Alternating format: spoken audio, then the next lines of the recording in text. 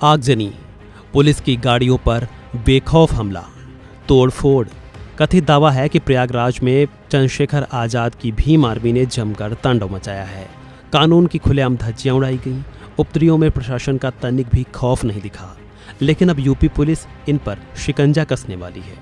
दरअसल मृतक देवी शंकर की 13 अप्रैल को आग से झुलसकर मौत हो गई थी और परिजनों का आरोप है कि उनको जलाया गया। चंद्रशेखर आजाद पीड़ित परिवार से मिलने इसौटा गांव जाना चाहते थे, लेकिन पुलिस ने उनको वहां जाने से रोक दिया।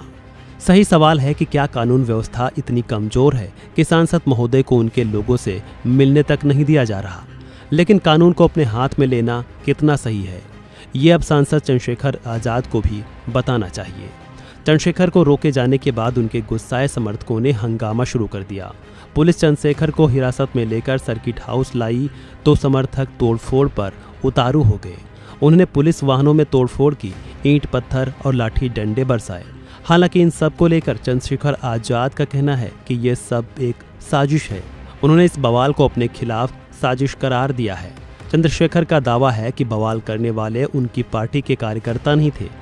प्रयागराज के बराबर में कौशाम्बी जिले में पाल समाज की बच्ची के साथ जो अन्याय हुआ और उसमें जो पुलिसिया कार्रवाई, उस पर बहुत सारे सवाल खड़े हो रहे। एक पक्ष कह रहा है कि हम पीड़ित हैं, दूसरा पक्ष कह रहा है कि हम पीड़ित हैं। ब्राह्मण समाज के लोग कह रहे हैं हम पीड़ित हैं।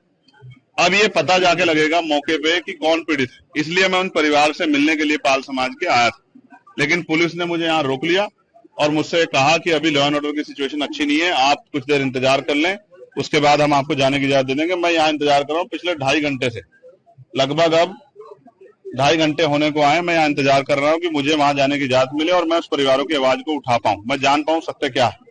इसी तरह करछना में जो अन्याय हुआ कि एक शेड्यूल कास्ट के व्यक्ति को जला के मार दिया, उस परिवार को न्याय मिले, उस परिवार के साथ जो डर भय का माहौल है खत्म हो, उसके लिए मैं यहाँ हूँ। लेकिन अभी तक पुलिस ने कोई ठोस जवाब दिया। मैं कुछ देर और इंतजार करूंगा। अगर पुलिस ने जो वादा किया है कि हम आपको जाने देंगे या परिवार से मिलाएंगे, अगर पुलिस पे खरी उतरती तो फिर मैं कूच करूंगा, कौशाम्बी भी जाऊंगा और करछना थाने वाले परिवार से जाकर उनसे मिलूंगा, उनकी न्याय की लड़ाई को मजबूत करूंगा। आप धरने पे भी बैठे हैं, क्या कारण है? मैं इसीलिए बैठा हूं कि क्या उत्तर प्रदेश में कानून व्यवस्था इतनी कमजोर हो गई है कि एक सांसद अपने परिवार से नहीं मिल सकता है।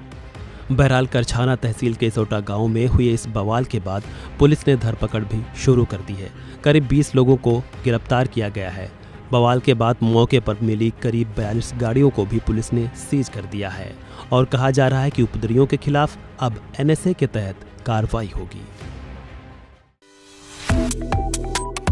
Subscribe to One India and never miss an update. Download the One India app now.